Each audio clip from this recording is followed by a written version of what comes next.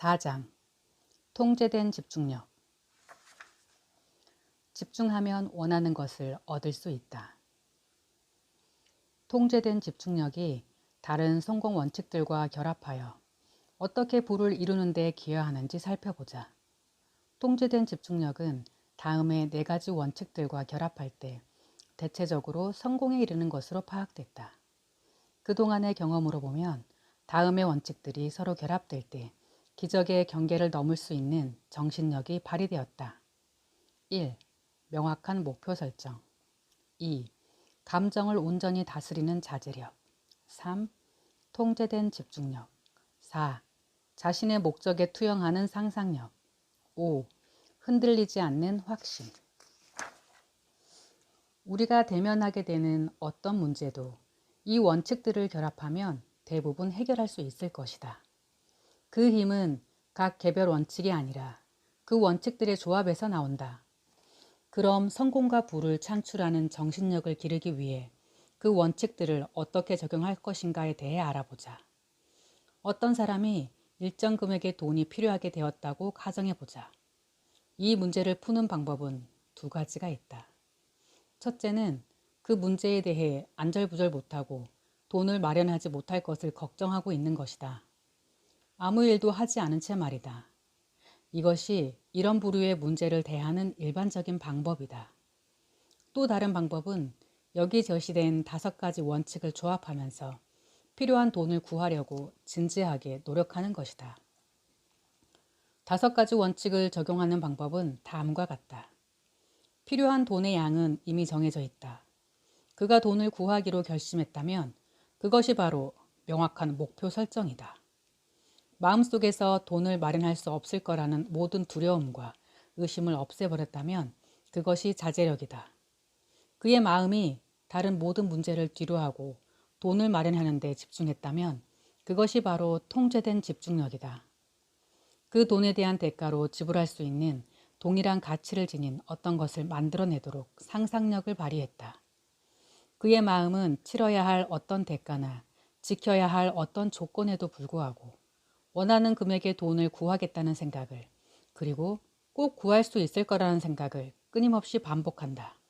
그것이 행동을 수반하는 확신이다. 이 5가지 원칙에 조합되고 여기 제시된 방법대로 적용될 때 잠재의식은 그 돈을 마련할 수 있는 계획을 만들어낸다. 앞서 언급한 5가지 원칙을 조합하면 이 원칙들 중 하나만으로는 얻을 수 없는 큰 힘을 얻을 수 있다. 위대한 성취를 한 사람들의 경험이 이를 입증하고 있다. 가장 먼저 위대한 발명가인 에디슨의 예를 들려주겠다. 이 주제에 대해 그는 나에게 이렇게 말했다. 성공한 발명가의 가장 중요한 특성을 간단하게 말하면 다음과 같습니다. 첫째는 성취하기를 바라는 것에 대해 확실히 알아야 합니다. 불가능 같은 단어를 잊어버리고 그 목적에 마음을 집중해야 합니다. 또 그 목적에 필요한 모든 지식을 동원하고 필요한 모든 경험을 활용해야 합니다. 일단 시도를 하고 아무리 여러 차례 실패를 거듭하더라도 계속 다시 시도를 해야 합니다. 다른 사람이 시도했다가 실패했다는 사실에 흔들리지 말고 두려움 없이 계속 나아가야 합니다. 문제에 대한 해결책이 어딘가에 반드시 있고 그 해결책을 찾을 수 있다는 믿음을 가져야 합니다. 에디슨은 이어서 말했다. 어떤 사람이 문제를 해결하려고 마음먹고 나면 처음에는 저항에 부딪힐 것입니다. 그러나 굴하지 않고 계속 시도를 하면 틀림없이 해결책을 찾게 될 것입니다. 나는 이렇게 했는데도 실패한 사람을 전혀 보지 못했습니다. 대부분의 사람들이 갖고 있는 가장 큰 문제는 문제 자체가 아니라 그들이 행동으로 옮기지 않는다는 것입니다. 그들은 시작도 하기 전에 포기합니다. 에디슨 말의 뜻은 일단 시작하고 계속 시도하면 쉽게 완수할 수 있는 과업인데도 불구하고 자기 스스로 한계를 정함으로 인해 과업을 포기하거나 아예 시작하지도 않는 것이 가장 큰 문제라는 것입니다. 제 모든 발명품 중에서 축음기를 제외하고 처음 시도해서 성공한 것은 없습니다. 모든 일 중에서 가장 놀라웠던 일 중 하나는 제가 찾고자 했던 일을 발견하고 나서 보면 대부분의 경우 그 해답이 항상 제 안에 존재하고 있다는 것입니다. 해내고자 하는 인내심과 의지가 그 해답을 찾을 수 있도록 해주었습니다.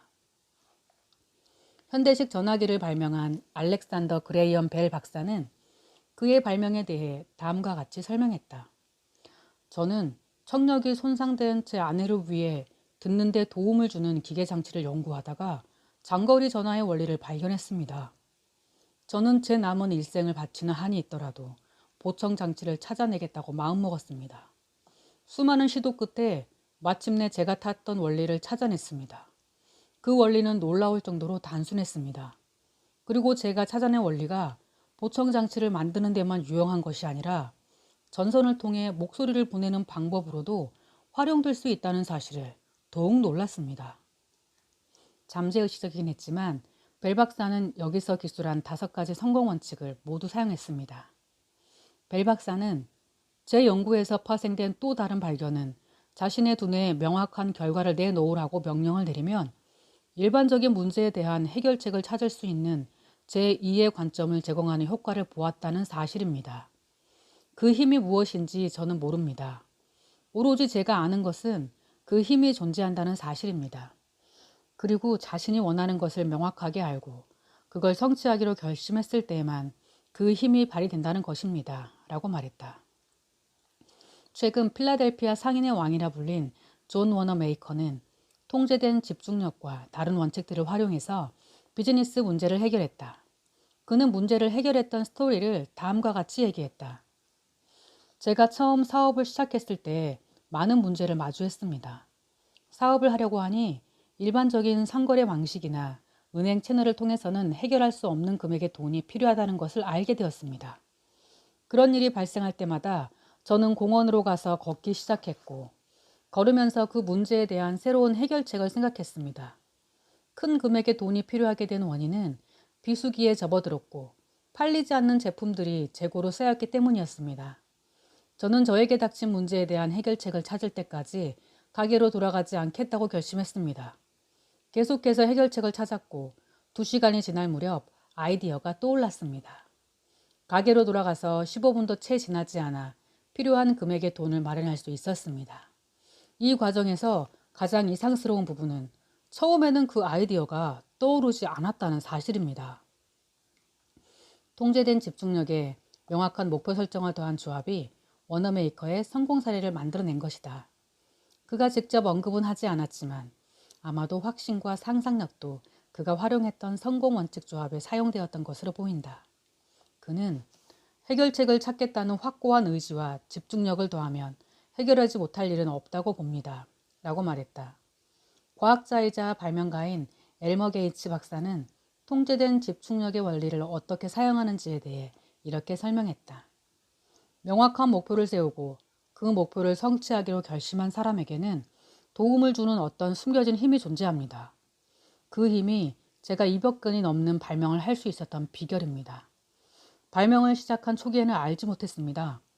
저는 문제의 해결책이 공기로부터 제 마음으로 날아들어올 때까지 문제에 집중하고 또 집중했습니다. 가장 어려웠던 점은 내면으로부터 신비한 기운이 떠오를 때까지 충분히 오랫동안 한 가지 목표에 마음을 집중하는 것이었습니다. 내가 자문을 했던 미국의 28대 대통령 우드로 윌슨도 집중력의 중요성을 강조했다. 1918년 독일 군사당국은 휴전을 제안하는 서면을 보내왔습니다. 그건 제가 대통령으로서 해야 하는 업무에 있어서 가장 큰 문제 중 한 가지였습니다. 저는 결정을 해야 했고 제 결정에 수천 명의 목숨이 달려있다는 사실을 잘 알고 있었습니다. 저는 몇 분 동안 그 제안서를 옆에 치워두고 눈을 감은 채 제 자신의 사고력보다는 더 큰 원천으로부터 나오는 가르침을 구하기로 결심했습니다. 잠시 후에 그 제안서를 들고 백악관 현관으로 걸어갔습니다. 그리고 그 제안서를 손에 꽉 움켜쥐고 눈을 감고 서서 신성한 가르침을 청했습니다. 잠시 후에 답이 왔습니다. 그 대답은 아주 분명했습니다. 저는 곧바로 서재로 돌아가서 빠른 속도로 답신을 썼습니다. 그 다음 일어난 일들을 통해 제 결정이 옳았다는 것이 증명됐습니다. 왜냐하면 얼마 지나지 않아 독일 황제가 퇴위하고 망명길에 올랐기 때문입니다. 전쟁 중인 대통령이 대답을 하는데 의지했던 신비한 힘은 무엇이었을까? 그는 애써 그걸 설명하려고 하지 않았다. 우리는 그가 믿었던 것에 대해 짐작을 할 수 있을 뿐이다. 그러나 그가 고도의 집중력을 발휘하여 결정을 했고, 그랬기에 자신의 결정을 확신하고 행동에 옮김으로써 결국 원하는 결과를 얻었다는 사실만은 의심할 여지가 없다.